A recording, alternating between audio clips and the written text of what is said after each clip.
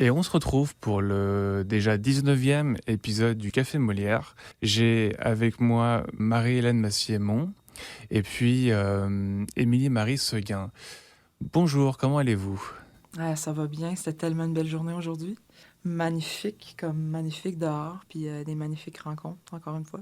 Ouais. Ouais, vraiment. Salut. Toi, Enchantée. Florent, comment ça va, toi, Florent?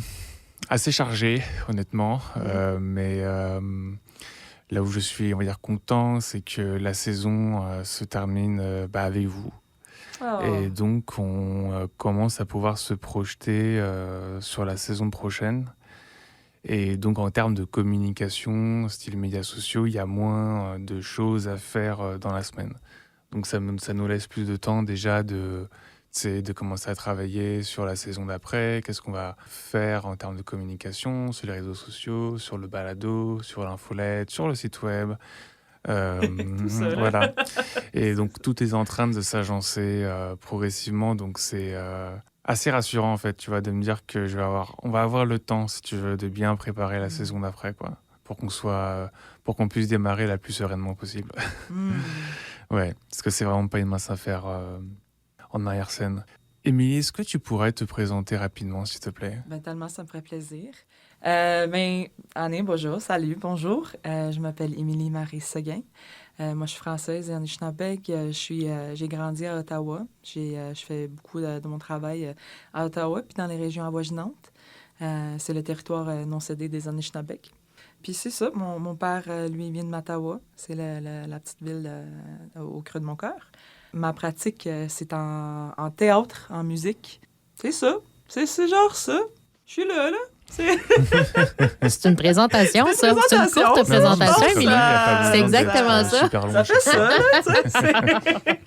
C'est vraiment un plaisir d'être ici. C'est ma première fois ici sur Treaty One, sur ce magnifique territoire. Fait que c'est vraiment un plaisir d'être là. Et alors, jusqu'à présent, ton expérience? Ah, mais c'est magnifique. Non, mais c'est magnifique. Puis, tu sais, les rencontres c'est toujours différent. C'est toujours, évidemment, c'est toujours des différents jeunes. C'est des différentes équipes.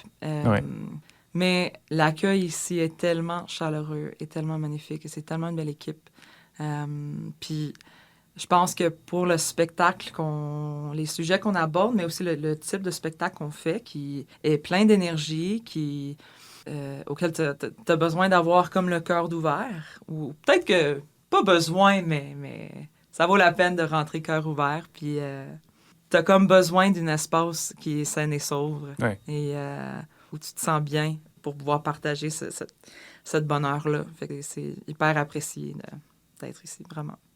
La semaine dernière, on avait fait avec Marie-Hélène un espèce de tour un peu général autour de la production et des processus de création autour de Xagin.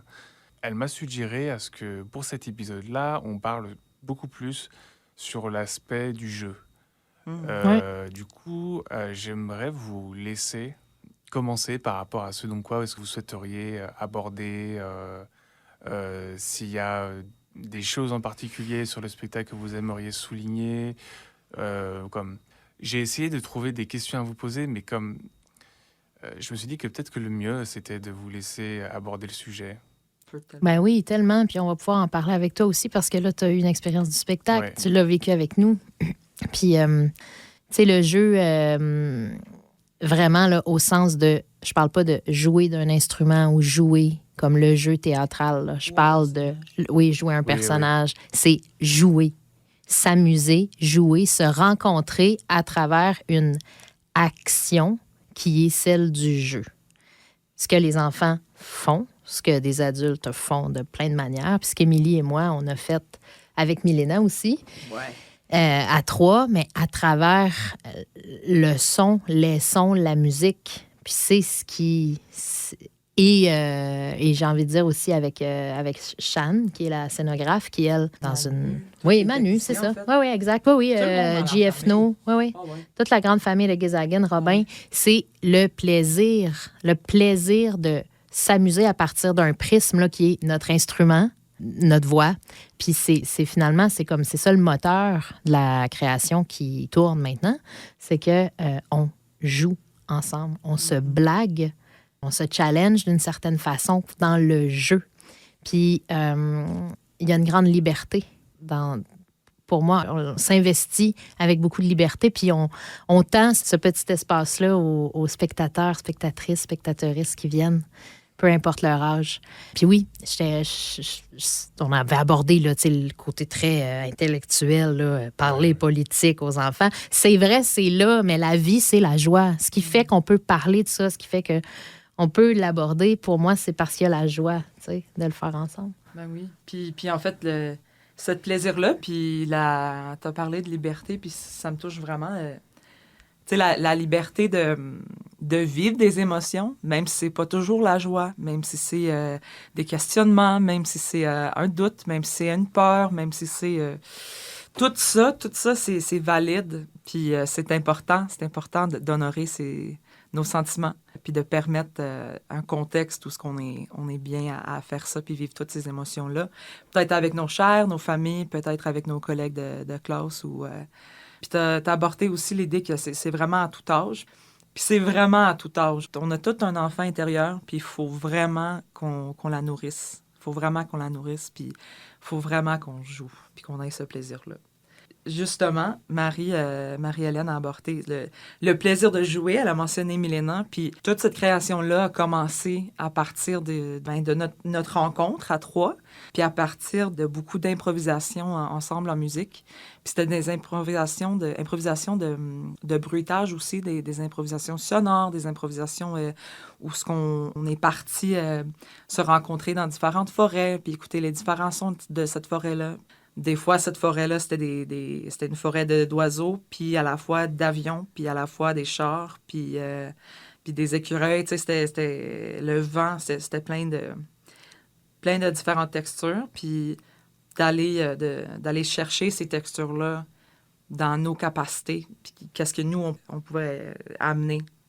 Puis je suis certaine, on va en parler plus là-dessus, de les différentes manières qu'on a eu le plaisir de trouver des sons.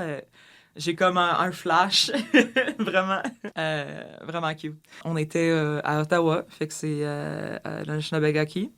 On était au Shaw, aux Galeries Shaw. Désolée, j'ai dit Shaw, mais aux Galeries Shaw, pour une résidence de création. Puis je me rappelle, on avait une accroche manteau, je pense. Puis on avait une bloc de glace ou une sac avec de la glace dedans, mais avec des trous percés. Puis en bas, on avait un bol, puis on essayait on voulait aller chercher les sons de l'eau. Fait un grand présence dans notre spectacle, c'est la présence de l'eau. Ça a commencé, je sais pas, avec ce recherche-là de glace. Je me rappelle de Milena qui jouait avec. Puis c'était tout un jeu. On savait pas si ça allait fonctionner. C'était beaucoup ça, le recherche avec nos instruments aussi, le recherche de... Tu sais, je veux pas trop voler des punchs, mais on fait un échange de sons puis d'outils qui apportent des textures hyper inattendues. Puis on a tout trouvé ça ensemble. Est-ce que entre la notion de jeu puis de politique dont on parle dans ce show-là, toi qui l'as fait avec nous, qu'est-ce que ça te dit à toi? Entre le jeu et comment la ces politique. deux dans cette grande tension-là entre jeu, joie et parler, comme aborder des thèmes avec les jeunes, parce que c'est de ça dont on s'était parlé à la première rencontre. Ou toi, quel est ton parcours à travers ce show-là, mettons, ça peut être plus large. La façon dont je vois ça, moi, ce que j'ai trouvé vraiment impressionnant au niveau des enfants, c'est cette espèce de progression où au début, tu vois les enfants qui arrivent sur scène et qui sont un peu perdus au début. Et puis, il y a cette espèce de phase presque de choc quand on vous voit commencer avec les instruments et puis les jeux de voix avec ces espèces de transitions qui sont parfois assez brusques, on va dire. On passe d'un son, on va dire, assez doux à un son beaucoup plus lourd. Et je voyais les enfants autour de moi qui, des fois, ouvraient grand les yeux en se demandant qu'est-ce qui se passait. Et puis, progressivement, tu les vois qui commencent à se lever, qui commencent à taper des mains, à taper du pied. Puis, tu vois les parents derrière qui qui essayent de les maintenir, mais en même temps, ils voient que leur enfant, là, il est en train de vraiment apprécier le moment, mais ils n'ont pas trop envie que leur enfant ait court partout. Mention spéciale au fils de Miguel, hein, qui a fait un tour complet de la salle de théâtre. C'était assez extraordinaire, ce moment. Mais après, sur le sens politique, moi, c'est comment dire... Je reconnais que c'est un peu difficile pour moi de répondre parce que moi, j'ai un parcours...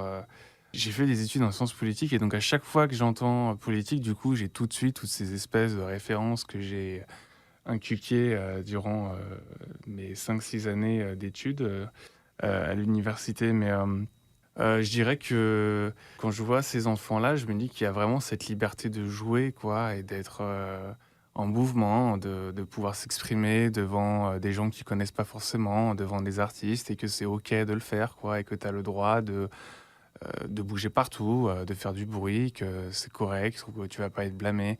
Puis je ferais peut-être le lien derrière avec les ateliers qu'il y a en ce moment, les jeux, où je crois que c'était Clarisse qui a raconté ça, que tu vois les enfants qui mettent leurs mains dans les pots de peinture et qui ensuite vont dessiner. Et ça, je trouve ça génial comme manière de s'exprimer quand t'es enfant, quoi, que tu as vraiment cette liberté de création que je suis pas sûr qu'on retrouve partout.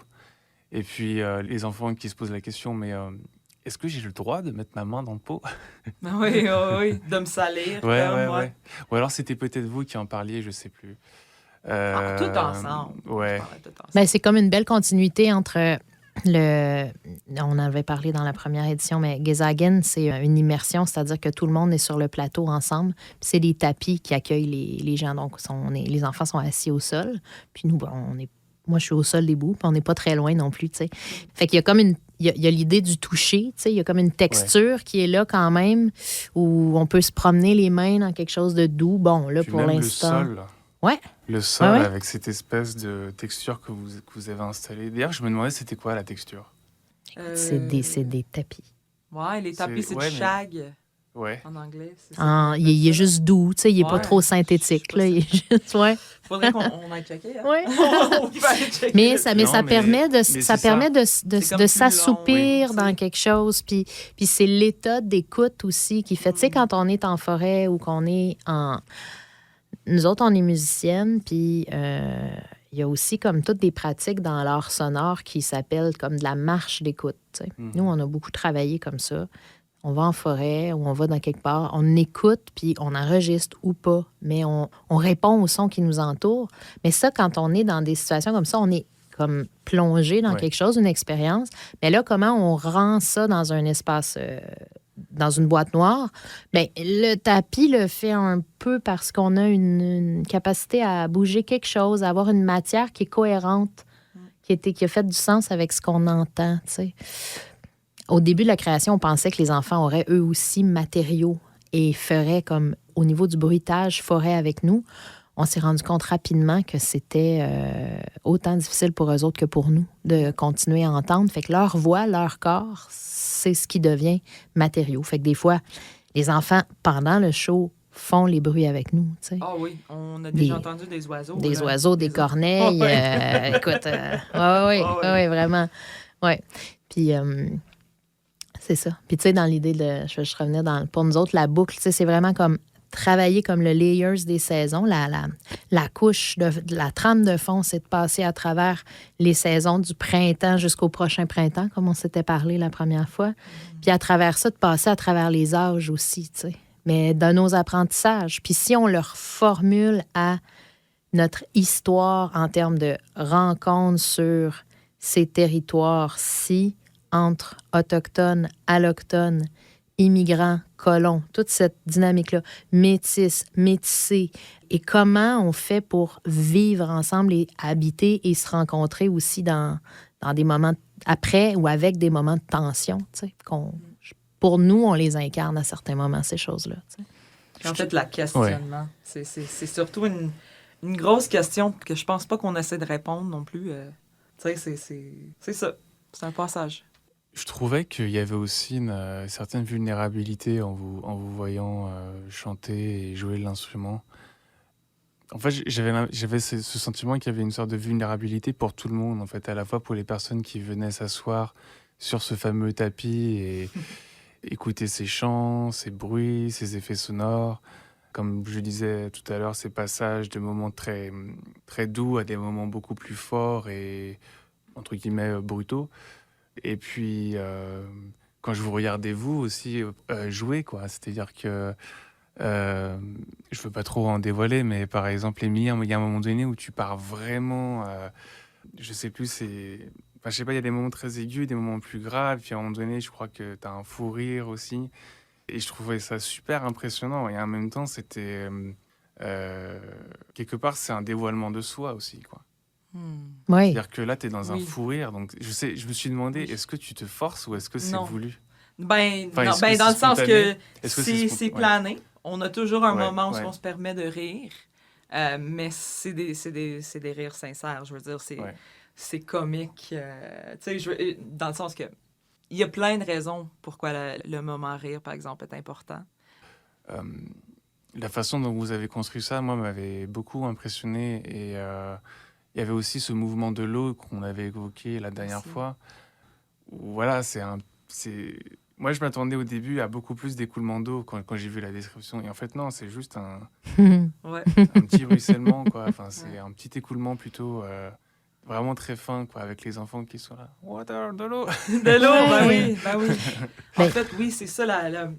En fait, on demande beaucoup de notre public. On leur demande de s'asseoir au centre, puis Oui, que puis nous, c'est on ça. les entoure. Oui. Fait que c'est certain que déjà là, il y a une côté très vulnérable, Ouais. qu'on les voit. C'est vraiment un privilège de voir nos spectateurs aussi. Puis c'est très vulnérable d'être aussi proche. Puis je pense que notre spectacle, tu peux retirer plein d'histoires, tu peux retirer vraiment juste les émotions, tu peux choisir où est-ce que tu t'enlignes là-dedans. Pour moi, c'est touchant à chaque fois qu'on le joue. Puis je sais que c'est la même pour Marie. Ça vient nous chercher à chaque fois. Puis ça vient de plein de choses. Ça vient de cet amour communautaire de la forêt, cet amour et cette crainte, ce désir d'une forêt qui est en santé, puis qui est aimée par tous, puis qu'on prend tout soin de cette forêt-là. Tu sais, il y a plein d'espoir et il y a plein de questions. Fait que merci de dire ça, puis merci de ressortir ça, parce que c'est exactement ça. Je pense que pour tout le monde, pour nous, Ouais. puis pour le public, puis c'est toutes des vulnérabilités comme ça. Ça me fait réfléchir à partir de ce que vous dites, que c'est aussi dans une forme de présence qui est juste une présence sincère de la part de toutes les personnes et le public et nous. On est à la même place. Nous, on sait où ce qu'on s'en va, le public, il le découvre. Ça, c'est sûr qu'il y a une grosse différence. Et on a une longueur d'avance là-dessus, mais là, on a ce rôle-là dans cette situation-là, mais c'est pas un spectacle, c'est un moment. C'est un moment, puis nous, on orchestre ce moment-là. On met des points du parcours, puis dépendamment de comment sont les autres, comment on est tous ensemble, mais on va commencer à la même place, puis on va finir à la même place, oui, mais on va pas y aller de la même manière. Tu sais. Puis ça peut s'approcher de, tu sais, je veux dire, à quel point le théâtre est une rencontre rituelle aussi. Bien, ça fait partie des questions, puis des volontés aussi de Milena comme metteur en scène. Puis nous, comme artistes, ben ça fait aussi partie peut-être vraiment de nos considérations puis des choses qui sont importantes tant dans ta pratique que dans la mienne. C'est que on peut faire plein de choses comme là, je mets des guillemets, là, les auditeurs ne le voient pas, mais entre guillemets, je peux le dire, entre guillemets, notre métier fait qu'on peut faire plein de choses, mais ce qui me touche, puis ce pourquoi je fais les choses, c'est pour rencontrer à travers ça, tu sais. Fait que je pense que c'est aussi, cette vulnérabilité-là est aussi là dans la, tu sais, là, après ça, on va appeler ça une prise de risque, whatever, mais c'est juste parce qu'on se rencontre pour de vrai. Puis il y a des fois que c'est plus dur que d'autres, tu sais. Puis c'est comme ça. Mes lunettes qui tombent. Tout qui brise. Le studio, c'est parti, c'est fini. Si ça vous va, je vous propose de faire une petite pause de 2-3 minutes où on va écouter un extrait de votre album. Je m'excuse vraiment, je me rappelle plus du nom de votre album. Gesagen Malinki, Ah, ok. Je te promets une forêt. C'est ok, pardon. Ouais. Et je pense qu'on va entendre Punotsna Melodia, qui est donc la mélodie du Nord, qui est une des pièces emblématiques pour nous parce qu'on l'aime vraiment beaucoup la faire. Ouais. Puis elle contient le plus grand éventail des éléments de notre projet. Chouette.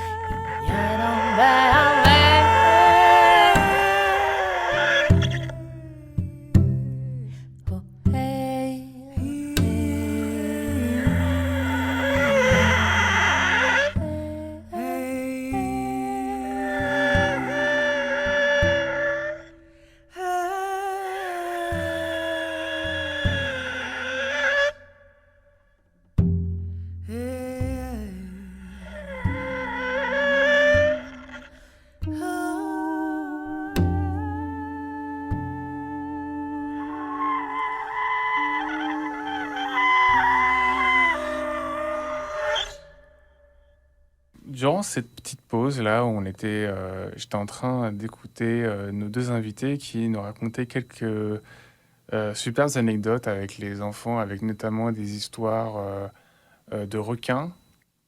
Oui. Et aussi de corbeaux. de corbeaux, pardon. Ouais.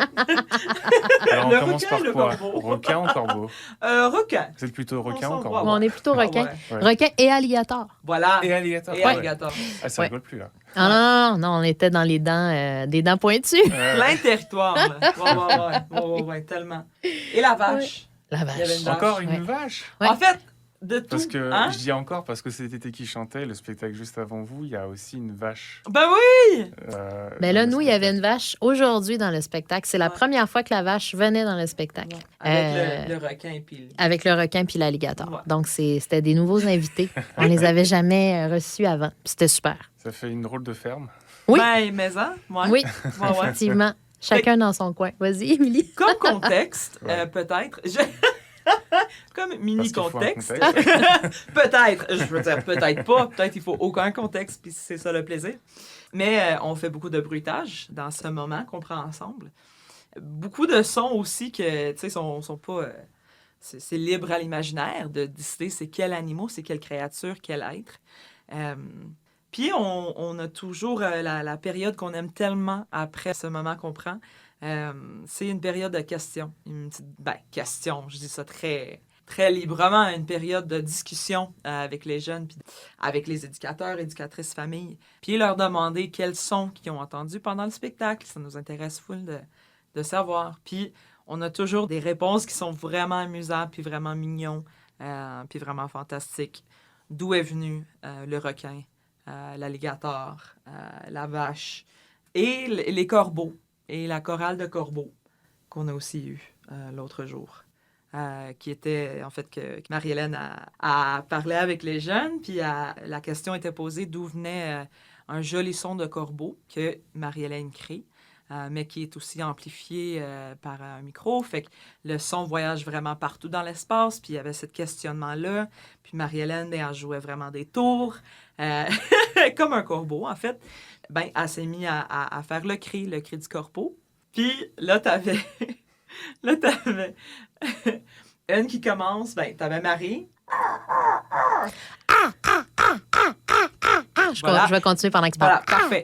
Puis là, t'as une autre qui se rajoute. Puis là, t'as une autre. Puis là, t'as 5, 6, 7. Puis là, toute la salle, tous les jeunes qui font des cris de corbeau. 40. Puis nous autres, on se regarde puis on fait des cris de corbeau. Puis, tu sais, ça a résonné dans l'espace, ça a résonné. C'était vraiment, mais vraiment mignon. Des gros sourires.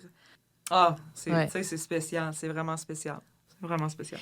Parce que nous, on a des, comme on le disait, il y a on a notre trame, on a notre lecture des choses, on a ces sons-là qui, pour nous, auxquels on réfère, la perdrix, l'ours, les petits bébites, les les petits arbres, insectes, les arbres. Bon, puis on a notre imaginaire à nous, puis on le construit, comme on disait, là, à partir de moments, puis de forêts concrètes à nous.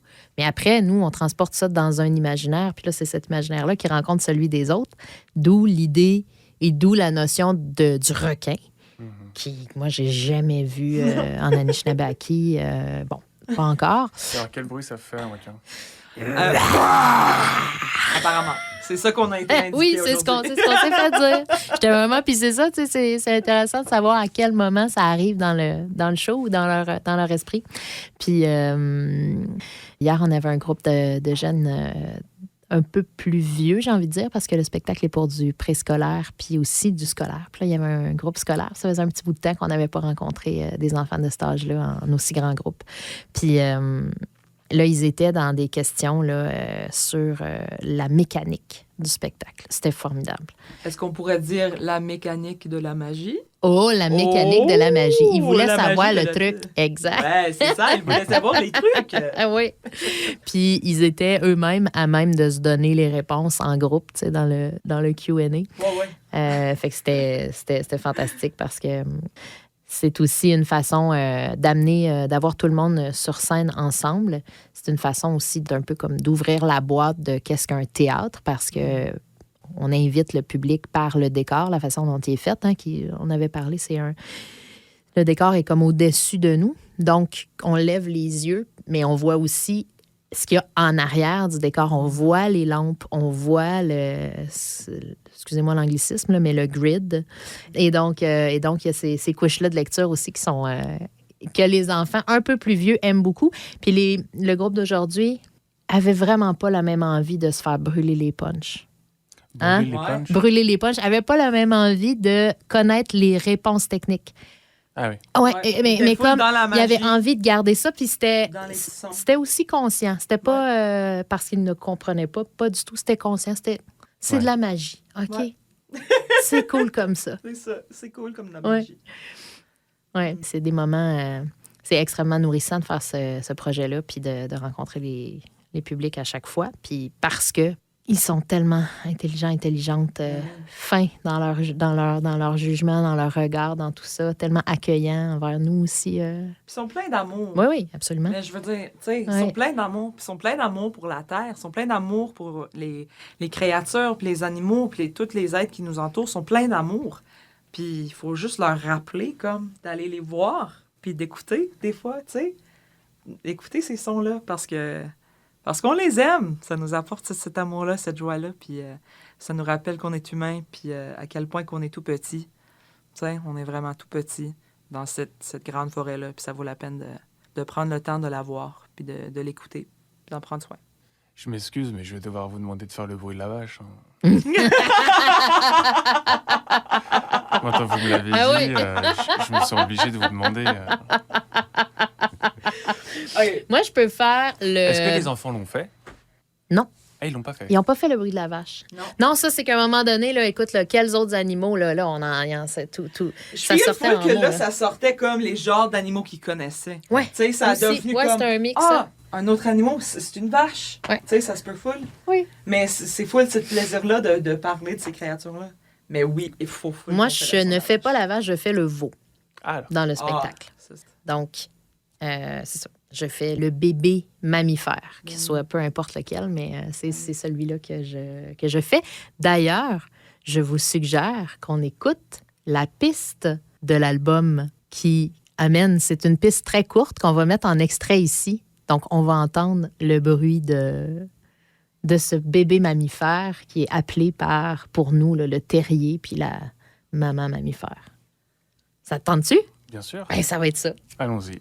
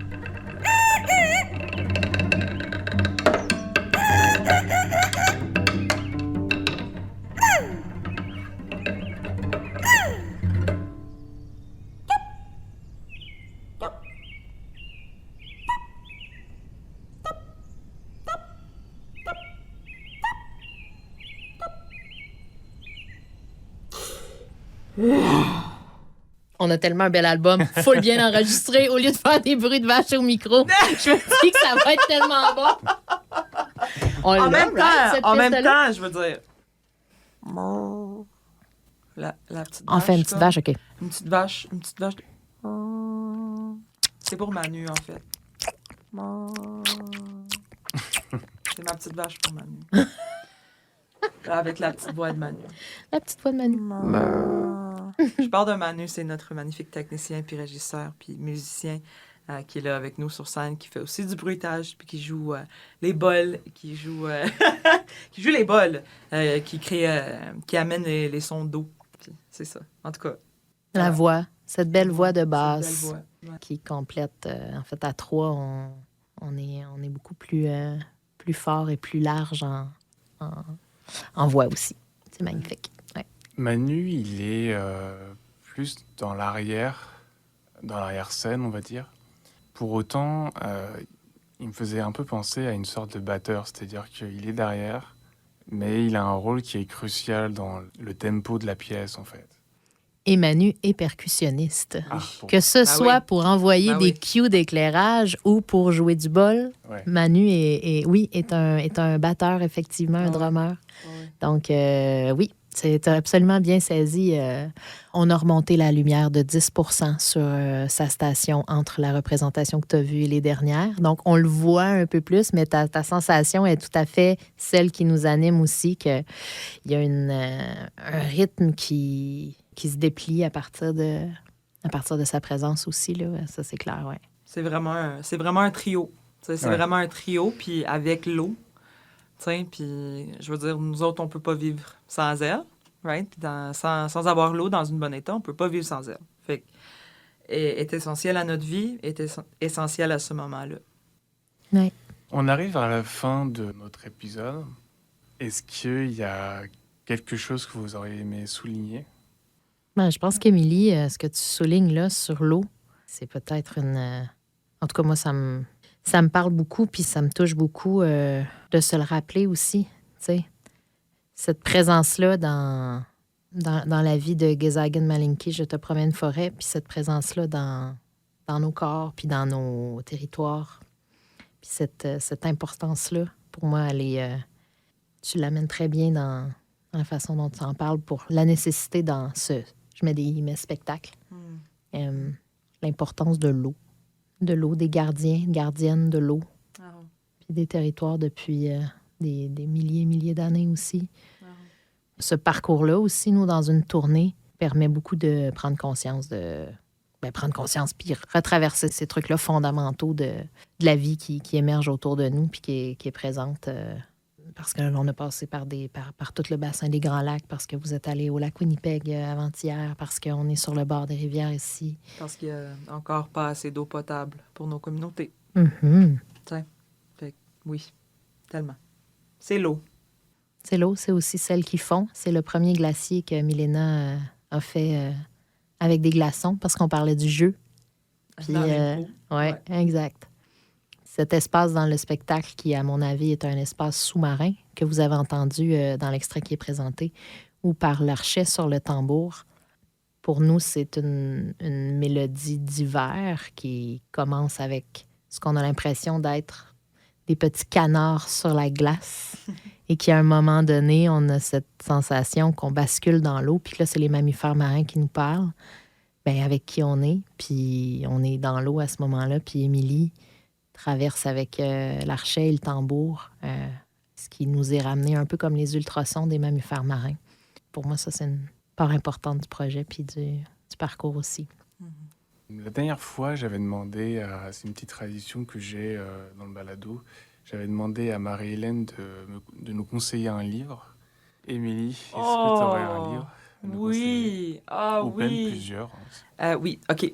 La première, Braiding Sweetgrass de Robin Kimmerer. C'est vraiment, vraiment magnifique. Elle parle de la terre avec tellement un amour sincère.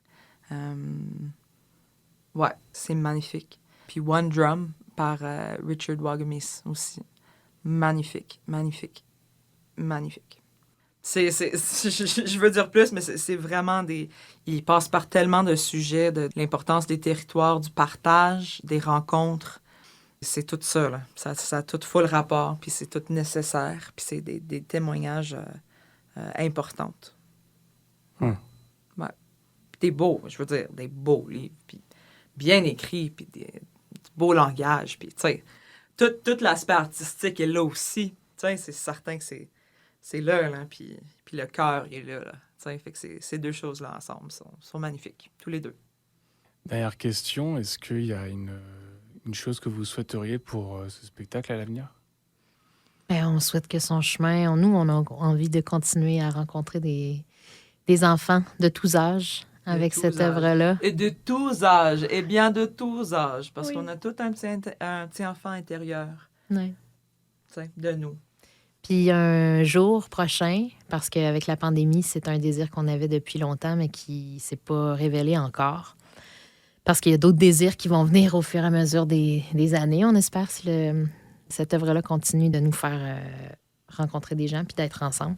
C'est de rencontrer des enfants puis des aînés. qui sont pas nécessaires, qui pourraient être déjà liés par une relation filiale, là, qui pourraient être dans la même famille, mais pas forcément. Mais que le spectacle soit vu par des aînés et des enfants. Ça, c'est un grand souhait qu'on a. Ouais. Puis avec les mesures sanitaires, la pandémie, les difficultés entre... C'était comme les 2 groupes d'âge les plus difficiles à relier dans les dernières années, mais... Ça va venir. Ça, on le veut. Oui. Ça va venir. Ah oui. Écoutez, merci beaucoup. Merci beaucoup pour ce 2e épisode consacré à Xagin Malenki, Je te promets une forêt. Bientôt, très bientôt, on va avoir notre 20e épisode déjà, qui sera avec Amber O'Reilly pour son prochain livre, qui sera paru aux éditions du Blé. Voilà, merci beaucoup à vous de nous avoir écoutés et puis on se retrouve très vite. Merci. C'était le Café Molière, un balado du théâtre Cirque Molière en collaboration avec la radio Envol 91 FM. Si vous avez aimé cet épisode, n'hésitez pas à vous abonner sur nos réseaux sociaux. Vous pouvez également retrouver l'ensemble de nos épisodes sur les plateformes d'écoute en ligne et sur cerclemolière.com.